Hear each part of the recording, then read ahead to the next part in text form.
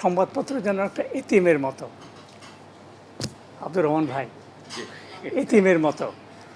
যখন রাজনৈতিক দল বিরোধী দলে থাকে তখন তারা আমাদের সমর্থন পাওয়ার জন্য ব্যাপক চেষ্টা, উদ্যোগ, উৎসাহ থাকে এবং একটা নাম ছাপানোর জন্য অনেক তদবিরও হয়, ছবি তো আছেই। আবার সরকারে চলে গেলে তখন অন্যরকম, তখন আরেক বিরোধী দল থাকলে তারা চেষ্টা করে কীভাবে তারা সাহায্য সহযোগ পাবে। তো বর্তমান সরকার আসার পেছনে ঘটনাগুলো আমরা স্মরণ করতে পারি। একটা কঠিন স্বৈরতান্ত্রিক সরকার আমরা পার করেছি, 15-16 বছর ছিল। সে সময় নানাভাবে সংবাদপত্র শিল্প নিগৃহীত হয়েছে, চাপের মুখে ছিল, অন্যান্য অর্থনৈতিক সমস্যাগুলি ছিলই। সব মিলিয়ে একটা কঠিন অবস্থার মধ্যে ছিলাম।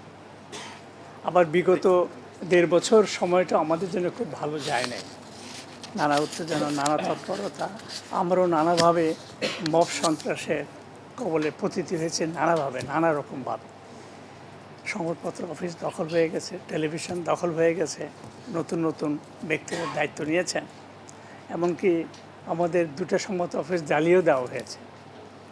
এসবের ক্ষয়ক্ষতির পরিমাণ নির্ধারণ করা খুব কঠিন। আর্থিক একটা নির্ধারণ করা যায়, কিন্তু এর যে অন্য যে ক্ষয়ক্ষতি, ভাবমূর্তি, এটা একটা ধ্বংসাত্মক হয়েছে বলে আমরা মনে করি।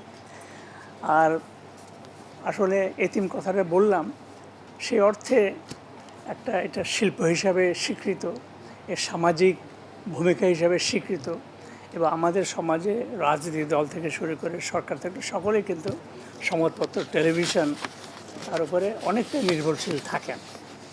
যদিও পাঠক বা মানুষ সরকারি সংবাদপত্র বা টেলিভিশন কতটুকু শোনেন, দেখেন, এটা নিয়ে প্রশ্ন থাকতে পারেন। সেখানে আপনাদের উদারতা যথেষ্ট আছে, উদারতা আছে আপনাদের, সেটা আমরা ব্যক্তি খাতের সংবাদপত্র, টেলিভিশন সেসব সুযোগ সুবিধা পাই না। কিন্তু আমাদের তো প্রয়োজন আছে, সরকার বা রাজনৈতিক দলও সেটা স্বীকার করে। তো সেসব দিক বিবেচনা করে আমাদের যে একটা শিল্প, এটা আবার শিল্পটাকে আমরা বলি রুগ্ন, আপনিও দেখলেন ইস্যুগুলো। আবার এর একটা সামাজিক প্রয়োজনীয়তা অনেক অনেক জরুরি। আমাদের দেশ না, সারা বিশ্বে এটা এভাবে চলে আসছে। এখন দেখেন, একটা সংবাদপত্র বের করতে, আমার পত্রিকা, শুধু পত্রিকাটা বের করতে খরচ হয় 14 টাকা। আর অন্যান্য বাড়ি ভাড়া, বেতন সব মিলে ধরলে এটা 25, 26, 28, 30 টাকা পর্যন্ত দিতে পারে। যত এই নিউজ প্রিন্টের মূল্য বাড়বে, এটা আরও বাড়বে। তো আমি একটা প্রোডাক্ট বের করি 14 টাকায়, কিন্তু মোট খরচ হয় 28-30 টাকা, আমরা দাম করি 12 টাকা।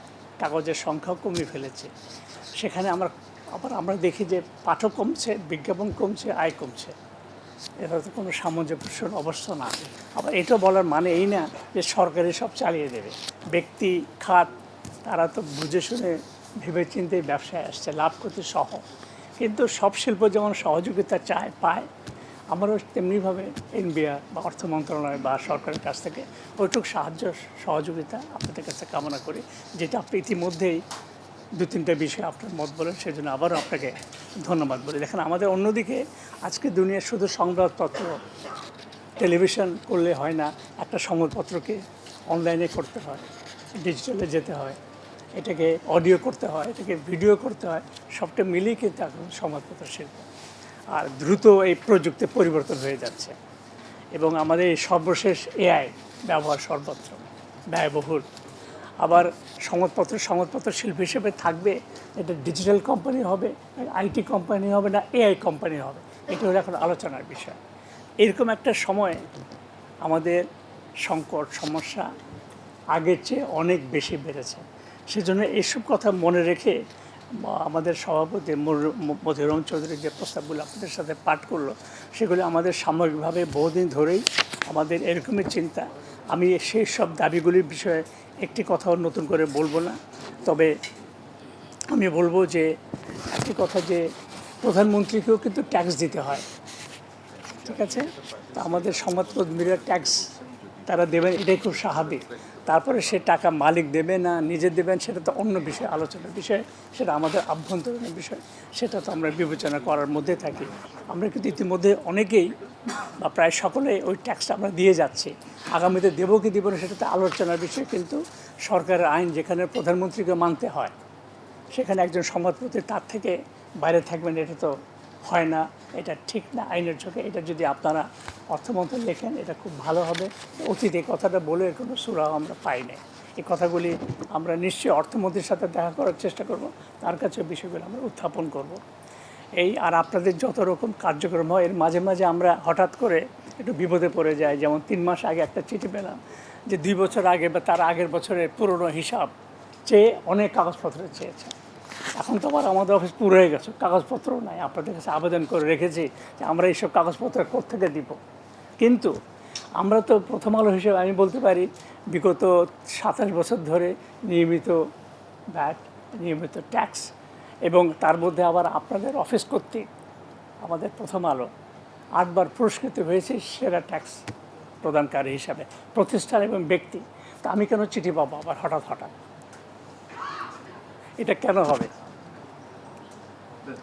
এবং সে আমি কোনো এটা হয়ে আসছে অভ্যাস, একটা পুরনো ধারা চলছে, চেঞ্জ হয়ে করে না, এটা খুব ব্যথিত করে যে এটা কেমন হলো। তাহলে আপনারা সমাজে একটা স্বীকৃতি দিলেন, সম্মান দিলেন, ছবি টবি ছাপা হলো, চিঠি ফেরা, এই ধরনের কিছুগুলি আপনারা সংস্কার করতেছেন, পরিবর্তন করতেছেন। আমার মনে হয় যে এই দিকগুলো যদি দেখেন তাহলে ভালো হয়। শেষ কথা বলবো আপনাকে, এই কর্পোরেট ট্যাক্সটা এটা কোনো হলো বলেন? গার্মেন্টসদের 10 থেকে 12, তো আমরাও তো একটা শিল্প, হতে পারে ছোট, আমরা দিব 27.5 আর তারা দিবে 10 থেকে 12। এটা কোন হিসাব? এখানে একটা আল্লাহর হিসাব হবে না?